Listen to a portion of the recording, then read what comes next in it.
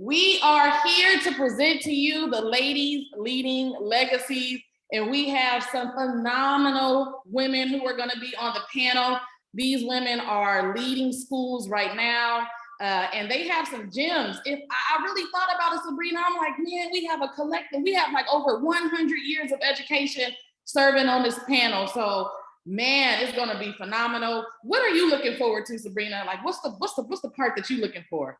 Honestly, I'm looking forward to learning from the ladies that are on our panel, but really our audience and kind of seeing what thought-provoking conversations they may have. That's a really great point. If you all have questions, please just type your questions in the chat so we can monitor that and we'll answer to the best of our abilities. But I find that when our audience is engaged in meaningful dialogue, that really fosters the call to actions that are necessary to heal our nation. So I'm looking forward to like all the wisdom in the room and just being enlightened tonight. How about you? You better preach. Look, one of my granny's favorite shows was The Price is Right. I just want to see who's gonna win in the raffle. We got giveaways, so don't hang up, don't get off. Stay on to the end, because you might win that $50 gift certificate to the grocery store that can help with your Thanksgiving meal. Can I get an amen? All right, so we're gonna go ahead and get started. Here's our meeting agenda today. We have to welcome, right now we're going to introduce the panelists. We're gonna have our panel discussion. We have some already pre-scripted questions that we're gonna ask our panelists. Then we're gonna give you, the audience, the opportunity to ask us some questions. Then we have a few announcements, and then we have that cash money raffle prize. Boop, boop. So don't, like I said, don't hang up.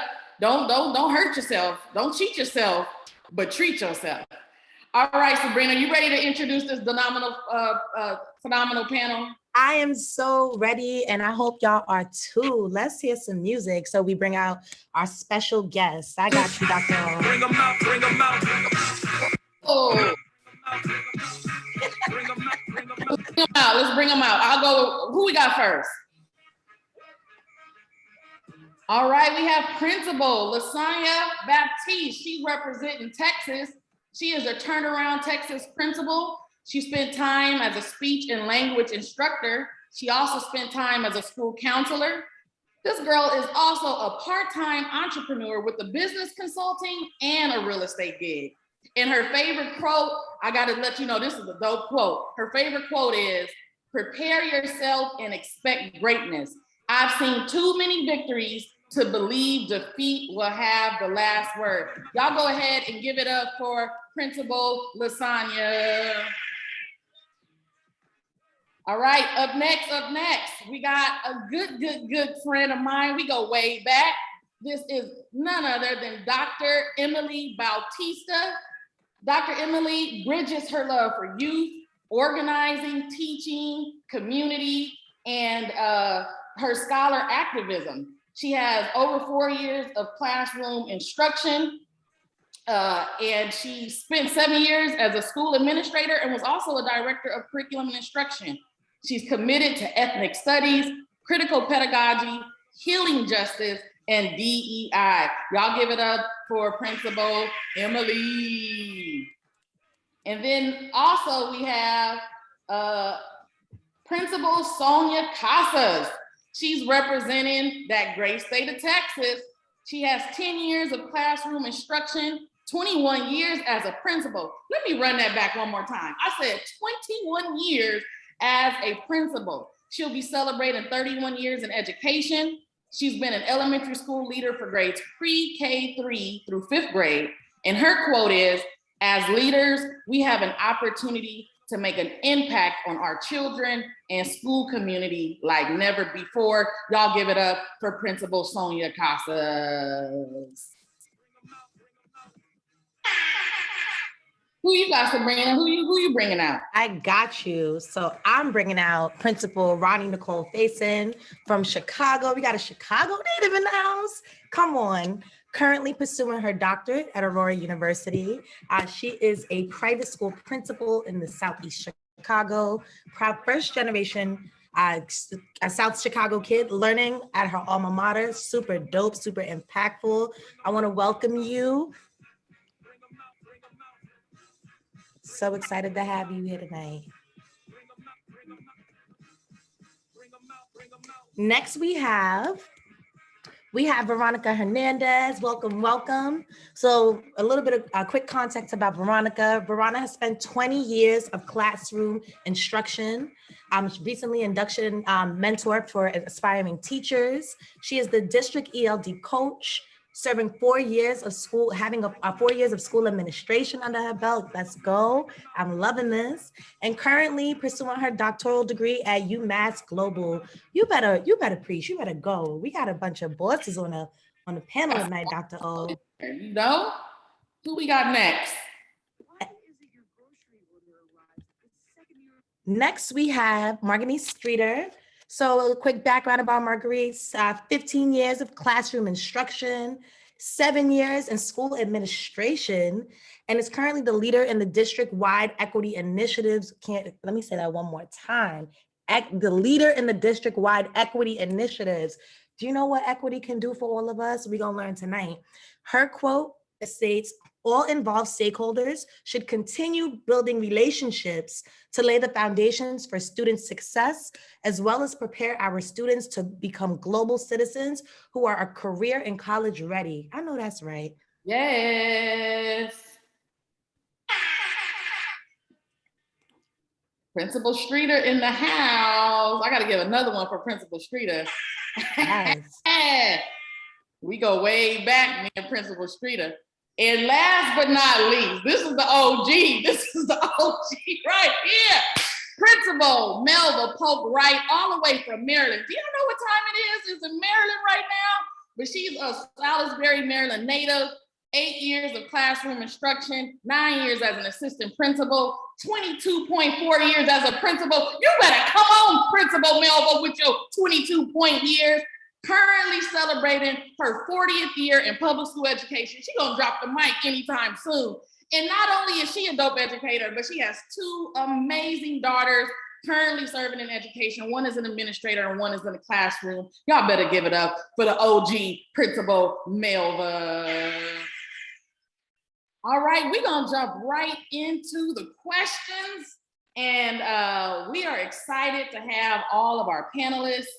Let's go. Really, really, really excited to see and hear these gems. I don't know about you, but I'm super, super excited. All right, I think I have the first question. This question goes out to Principal Lasagna, Principal Sonia, and Principal Veronica. And it's, ladies, let's talk about the 2020 global pandemic. I mean, what has been the most challenging, and are things getting better? Talk to me. Good evening, ladies. Personally, the overall impact of students being socially, emotionally, and academically disconnected for nearly 18 months, many of them, and now just having to work to reacclimate them to structured learning environments, daily routines, academic expectations. I personally feel like that's been a huge challenge for us all. Additionally, educators are always addressing learning gaps, but now even more than ever, we have a huge undertaking in working with learning gaps of our students. And the amount of instructional time that we lost during the pandemic is really requiring us to, constantly pivot and embrace the changes, remain flexible, and doing some things that we've never really done just to meet the individual needs of our students.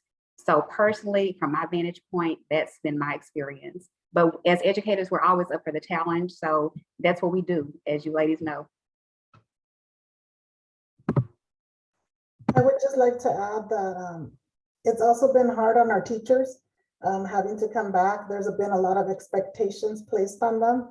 And so something that we've tried to do for our teachers is like a no work weekend, no sending emails, no communicating with them, making sure that they're taking care of their health also, because they're the ones that have to come on Monday to teach our students. So we're really making sure that our teachers are healthy. Our district has provided a lot of time for them to exercise, having them think about their social emotional state. That way they can support our students also in social emotional, because if our teachers are not doing well, our students are not going to do well. So I just wanted to share that. Yes, I love it. If our teachers are not doing well, our students won't be doing well. I love it. Who's next? This is Sonia Casas. I think for us, of course, at the very beginning, just doing virtual was very interesting, even though we had a one-to-one with iPads and laptops in all of the children's hands. It was still a challenge with internet services in some areas and so forth. And then we got through that, and then now we're back. About 95%, I think, of our students are back face-to-face. Some of them have requested to be at home because of medical reasons and so forth. But for the most part, we're all back. Do we have learning gaps? Most definitely. There are learning gaps there. I will say something very positive. I heard this last week from one of my younger teachers. He told me because early on when we started the school year, I said, we've got to remember that as we begin the year, let's be as positive as we can and not be constantly talking about those gaps, because then we're just kind of reinforcing that. And, kind of like a glass half full instead of half empty. Let's go into the school year like this. And he told me on Tuesday, I met with him, and he said to me, he says, I know we do have learning gaps. He says, but I'll tell you something. He said, the kids are willing to learn. So even though the gaps are there, it's as if this year and a half has also created in the children that willingness, that eagerness to come back, that eagerness to have normalcy in their lives, their appreciation for school, appreciation for teachers. Discipline is way down.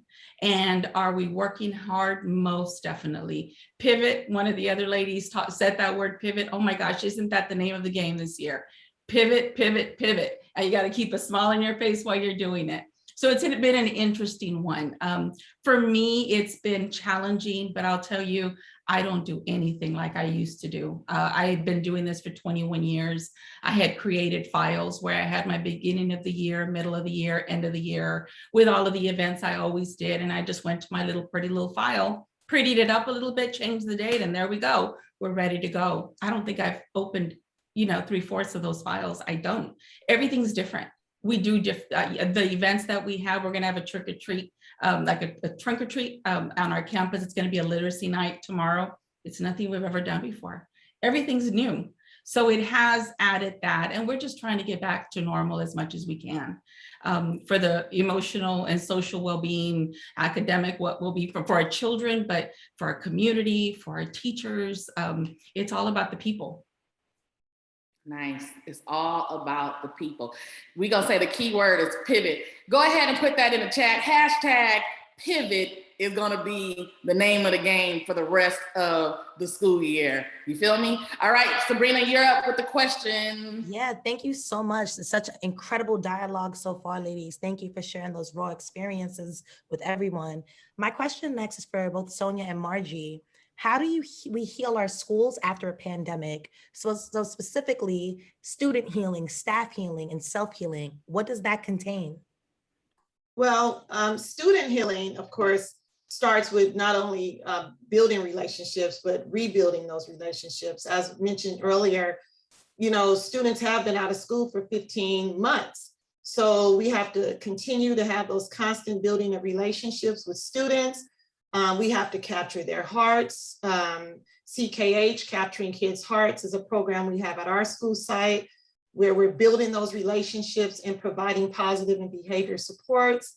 We need more SELs on campus, social and emotional learning specialists, which since the pandemic and coming back to campus, our school district has provided an SEL on every single campus for us, because there is a dire need for having that successful SEL program.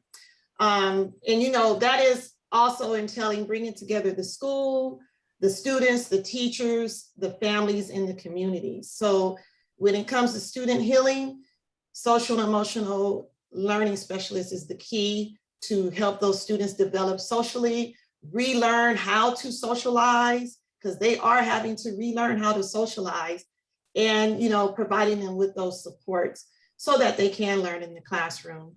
I'll let Sonia add to student healing, and then we can move to staff healing.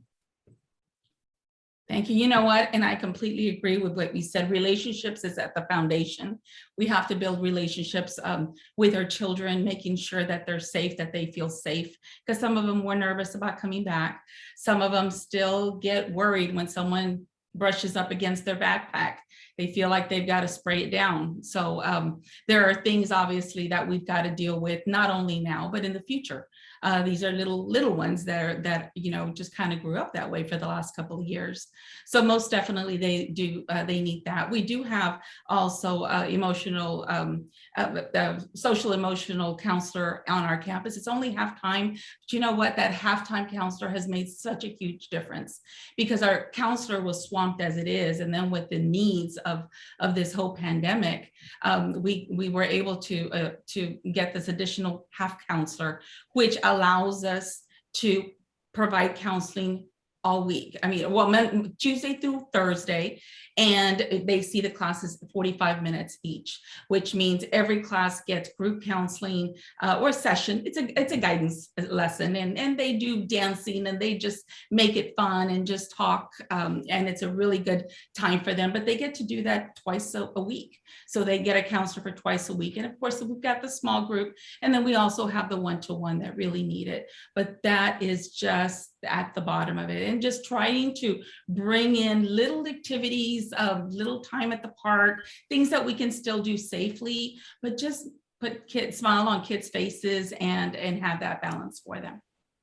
And then I know we're going to move on to teachers. Do you want to go first, and then I'll follow you? Sure. With staff healing, that's essential. I mean, if your staff is not healed, your students aren't going to get the healing, as mentioned earlier. So, keeping teachers in the loop is very important. Transparency is key. You don't want your teachers caught off guard with a new protocol or a new policy or a new change in the district or a new procedure. So you want to always make sure that you're a transparent leader in providing a plethora of team building activities to constantly build on staff relationships. Also providing teachers with all of the resources and supports that they need. Because really, the leader, the principal of the school, you're working for them. You're there for them. You're providing everything that they need, materials, supports, resources, so that they can do what they need to do so that our children are successful. So, when we lead, we lead, from the middle, really. We're not at the top, we're not at the bottom. We lead from the middle, because it's really our teachers who make children successful. So having those supports and resources that they need, and sharing ideas of self-healing techniques in staff meetings is also very, very helpful. Right. And I'm sorry, it's my okay. One of the going on to I spoke about the students and about the teachers, and it's all about servant leadership. It really is. And right now more than ever, we talk before for the last 20 years, it's like be in the classrooms, you got to be in the hallways, you got to be in the classrooms, but this is at another level. And it's a lot, it's more of a calling really, because they need you not only to be in the hallways, but to be face to face with them and really make contact and talk to each one of them. Something I'm really proud of that just kind of rolled out that way. And I can't tell you how excited I am about it. And I have a weekly newsletter. I've always done it. And I send it out once a week, and we've tried s'mores. We tried all different kinds of ways. And the teachers have just told me, we just like the old traditional one. I'd be glad to share it with anyone, but it's a simple template. But normally it's just a one pager. And on the left-hand side, I put the calendar and then little messages to them. Who's got duty that week? Just keep it simple, birthdays. Well, around the third or fourth week, I think I got it on, it was one of the groups that I'm on. Someone said that they were doing an anonymous survey with the teachers where they can just kind of put in comments, how are you feeling, kind of things. One of my principal friends was doing it, and I said, you know what, I'm going to do that. I'm going to put it into my newsletter, just kind of anonymously. And I just made it super simple, glows and grows, right? Tell us what we're doing well. Tell us what we could help with. And then I changed it up, a couple of times. Well, about 3 or 4 weeks ago, I had a teacher that responded, and it was the gosh, I guess most painful message I've ever read, because she wrote, I feel like I'm not, and I wish I had it, I don't have it with me, but I feel, most of the time I feel tired. I feel like I'm not getting anywhere. I feel like I'm not being listened to. I feel like, I can't get my head above water. And then she said, and I don't know why, because we haven't started tutoring yet. Ms. Casas, that we had given her half a day. She goes, Ms. Casas gave us a half day planning and a bucket, because we've got little buckets of candies for Thanksgiving, anything to kind of, lift up morale, and everyone just puts candy in each other's buckets. She said, my bucket's full. I should be happy. So she said, but I guess these protocols, the safety protocols are kind of weighing me down. So I hope it goes away soon. So that was really made me think about it. And I called the counseling department. They put me in touch with Family Treatment Center that usually works with families. They sent a team over, a couple of LPCs, to come over to campus. And they just did a simple 45-minute during their conference, just self-care. It was a self-care bingo. They played games. And it was really just to remind teachers, like, what do you enjoy doing? And when was the last time you did that? I love it. I love it. I love it. Man, so much. And we got so many more questions. So we're going to keep going. And I'm going to remind our ladies, our lovely lady panelists, if you could keep those responses between 60 seconds and under 2 minutes, because I need to hear from everybody. We got the next question. This is going to Veronica, Principal Sonia. What does it mean to be an instructional leader today? And give me at least one innovative support that you offer for brand new teachers or for struggling teachers. Veronica, let's kick it off with you. Okay, so I think it goes in two areas for me. It's practical things that are practical to be an instructional leader, and things that you value and that you believe in.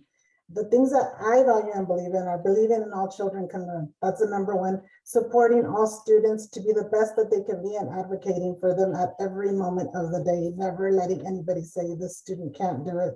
You always have to say, no, they can, they will learn, and I'm here to make sure that they do. We offer a lot of support and guidance to our teachers. We also want to make sure that we're informed as leaders, because sometimes we might feel that we know what they need, but then when you do a survey with teachers, you send out a survey, you come back and you're like, whoa. So we always try to make sure that we send out surveys to also get a feel for what they feel that they need. And we provide a lot of support to our teachers. You as an instructional leader, you don't have to be good at everything, but you need to know a little bit about everything. And you need to be able to go and say, you know what, I'm going to get this resource for this teacher. I'm going to get this instructional coach to come in and support this teacher that needs this support. So you have to be an observant principal that goes in with the right intention of helping the teacher to be better. Something innovative that we've done for the past years, except the pandemic came, was that I have a choir teacher. My choir teacher takes 3 classes at a time with support from substitutes, and my teachers go and plan learning targets for 30 minutes. Then when she does music, my teachers are able to go for 30 minutes to observe any classes that they want. This helps our teachers that are new teachers, and it helps our veteran teachers to see our new teachers. And so we have now created a culture of respect, a culture of trust in our school. And I think that has because of our music teacher, because she has supported this, and we're working as a team that has really built community in our school. Nice, I love it. And the kids are learning music. How about that? Love it. All right, Principal Sonia, what do you have? What is one instructional tool that you're using for your novice teachers or your struggling teachers? For everyone, we're doing instructional rounds. So that's just an awesome opportunity for everyone to get out there and kind of learn from each other and see where kind of check to see where the campus is. But we do peer-to-peer. And that's for, of course, new teachers, and also for teachers that may need some support of some sort. And lots of times, most of the times it comes from them. They want to go observe. Because of the instructional rounds, they get into the classrooms and then they say, I want to go see her. And so that's a great way to learn from each other and have those conversations about what's working in the classroom. Nice. Thank you. Thank you. All right. Sabrina, you're next. Yes. So Principal Melva, my question is directed to you. This How is do You got to get the OG responses. So I'm so looking forward to learning about how do you support your staff, but particularly your staff of color, to ensure that they feel seen and heard. Well, when you talk really about supporting your staff, the word has already come up tonight, and it really, really is about relationships. And it is important that we're building strong relationships with our staff. And so I take time out to learn the family dynamic of all of my staff members so I can talk to them about, well, how's your daughter doing? How's your daughter that's in college? What's going on? So that whole issue of relationships is key. We do something that we call grand conversation. And we have been utilizing books that talk a lot about respecting diversity, being proud of who you are. We've done grand conversations with a book titled Soul Weed, very interesting book, but it really talks about being accepted by people that do not necessarily look like you. And so we've done that with our professional staff, with our support staff. And one of the things that I'm actually really proud of is that my school has the absolute most diverse teaching staff of any school in the district.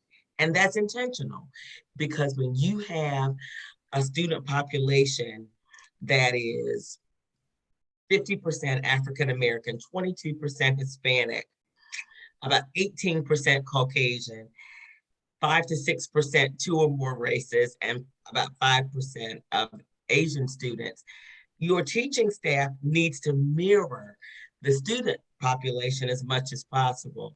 And we have a really large staff of a good percentage of African-American teachers.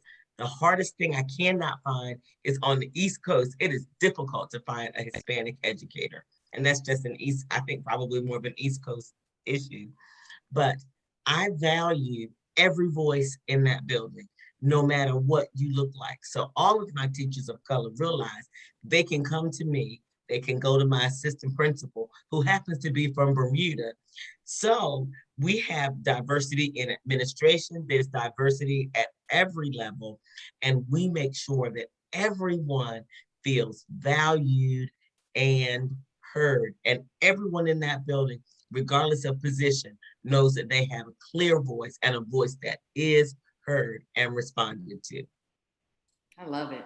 I'd like to piggyback on that. It's very true. What she mentioned earlier, the equity is the center. You got to have equity in all that we do for our students. And it's very, very important for students to see someone that looks like them, leading and leading those positions as teacher, administrator, whatever that leadership role is very important for our students of color to see that, so that they could emulate and want to emulate the role models that they see that look like them.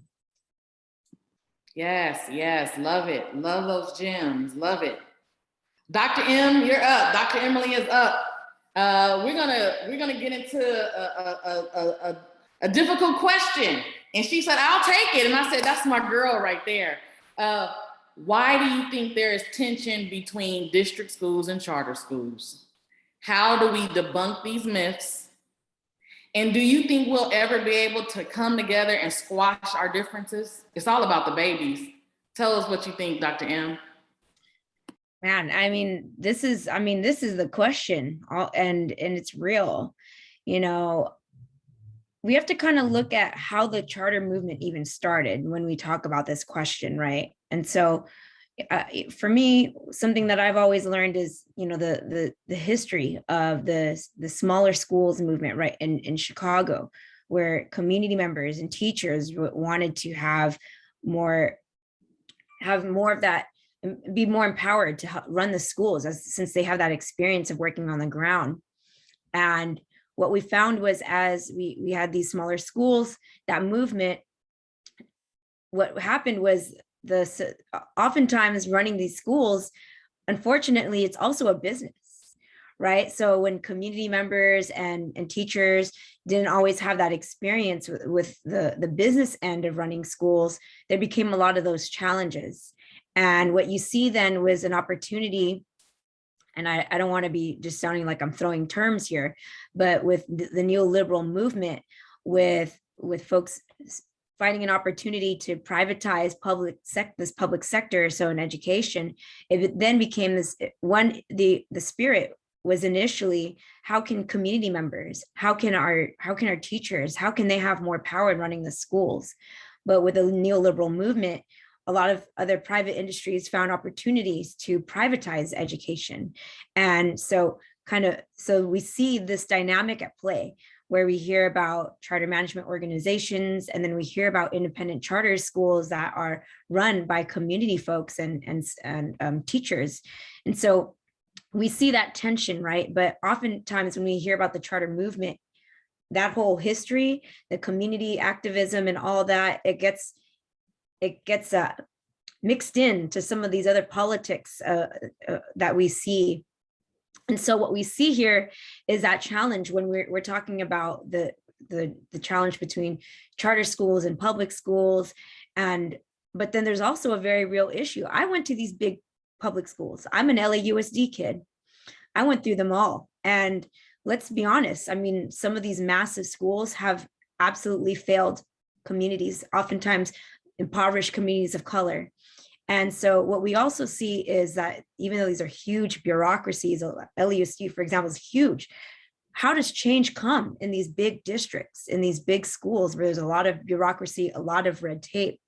And so what we see with the charter movement is, because it's run in a smaller setting, it gives these opportunities for charters to create these other opportunities for community members. And oftentimes that's real, right? I work in a charter school, and I have parents who are like, I don't want my kid to go to that big school because I went to that school. And a lot of the violence in the community, I experienced that myself. And so oftentimes parents, they do want these other opportunities, other spaces for their children. And so that's when we see some of that tension. But it is complex, right? In terms of, what are the myths? What do we do about it? It's definitely a challenge. I love it. Does anyone else want to hop in on that question?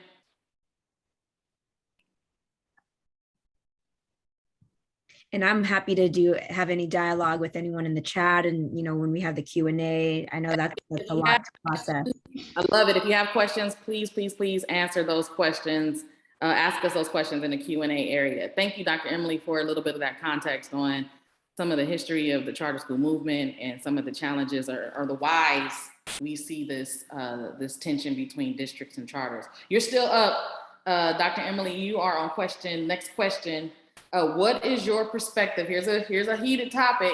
Get ready. What is your perspective on critical race theory? What's your understanding? Drop those gems right now, Dr. Emily. Yeah. And you know what? I just thought of another thing in terms of the public school, the charter school. And I mean, oftentimes when we talk about how school budgets, it is based on attendance.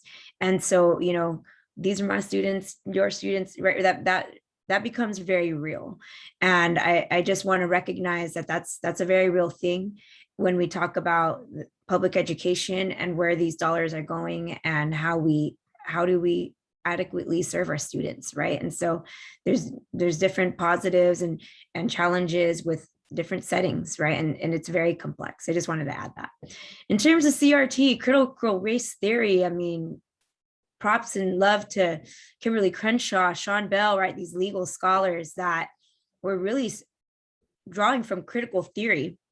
And critical theory, this critical theory is really looking at structures, looking at how history is not ahistorical. History isn't something that you can look up and it's a fact. History is created. There's narratives, and people come from different perspectives to tell these narratives. And so that's a crux of the critical race theory, is that critical piece, right? How can we look and examine systems, not just individuals, not interpersonal interactions, but how do we really look at these systems? And how do we look at it with a critical lens? How do we look at how history is implicated?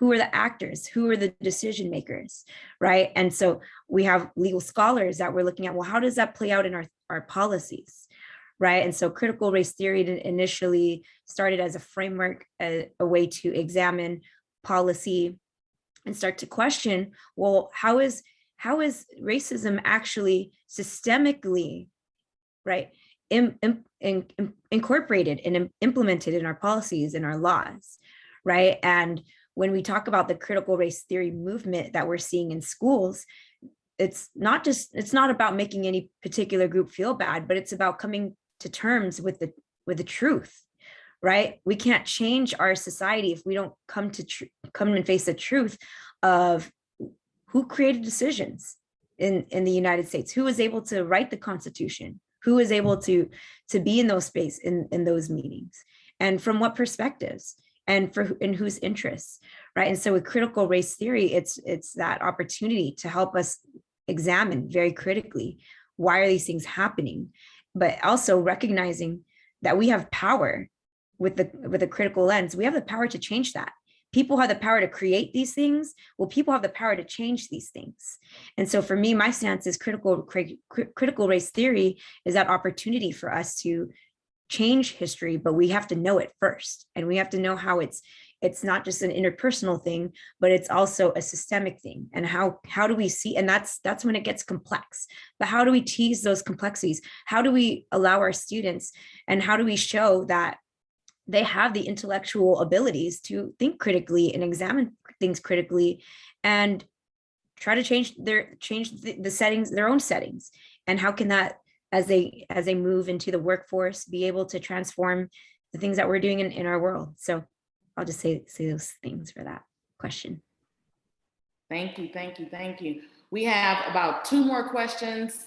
Sabrina, we're going to ask 2 more questions because we want to get to the audience. I know they're ready to ask their questions. So you go ahead and ask number 9, and then I'll go ahead and ask number 10. Yeah, I think that's a perfect segue into the next question, Dr. O. Thank you, everyone, for your insights so far. Really, really compelling, and I'm taking notes and applying them ASAP, so thank you.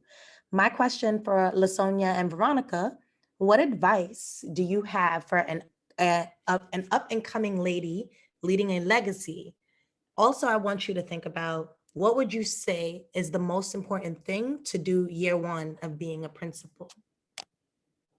I would begin by first advising any new and upcoming leader, know your worth and never settle. That's number 1. Identify your gifts and areas that you desire to further develop. Practice resilience, regulate your emotions, and commit to being a relentless problem solver. Continue to learn, remain open-minded. Self-development. I can't say enough about self-development. Fine-tune your skills and leverage them in a variety of areas. Also, connect with like-minded individuals who are already excelling in those areas that you desire to move into. Take risk. Don't play it safe. No one can grow in his or her comfort zone. Demonstrate strength with grace and kindness. Be of service to others and offer support. And then be intentional about self-care because you cannot pour from an empty glass. I like to add to that. Self-care is key. I agree. If you don't take care of yourself, you can't take care of others. And in this role as a principal, we're getting pulled in so many directions at all times. Everybody counts on us. Everybody needs to talk to us. You got a minute? A teacher need us, parents need us, students need us. So self-preservation is essential. And there's free self-healing, and there's more, expensive self-healing. From a bubble bath to a walk with nature to a calm app, to getting your mani and pedi, your facials, your manicures, your massages, reading a juicy novel, whatever it is. Self-care is, meditation, taking care of you first. You have to do that. If you don't, you will not thrive in this room. Yes, all of my students, I hope you are taking notes, that long list. Take those notes. Those are some gems. All right, Principal Melba, let's hear from you. What is your one most important thing to do in year one of being a principal? Wow, in year one, I would definitely say you need to learn your surrounding. You need to learn your staff. You need to begin creating those relationships. Key. Love it, love it, love it. Know your surroundings.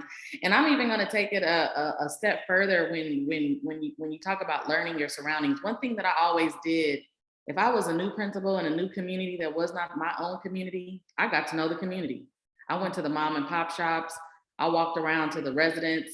I remember going up to the gangsters and asking them like, hey, can y'all watch out and make sure that nobody spray paint the building? Y'all kids go to this school. And they was like, we got you. Right. So when you really think about like learning your surroundings, is if you're blessed and you're fortunate to be able to work in your own community, hats off, then that's something that you're familiar with. But if you're not familiar with the community, get to know the community, right? Surround yourself with the community, because when it comes to having the support of your stakeholders, that's when it's going to matter most, when they feel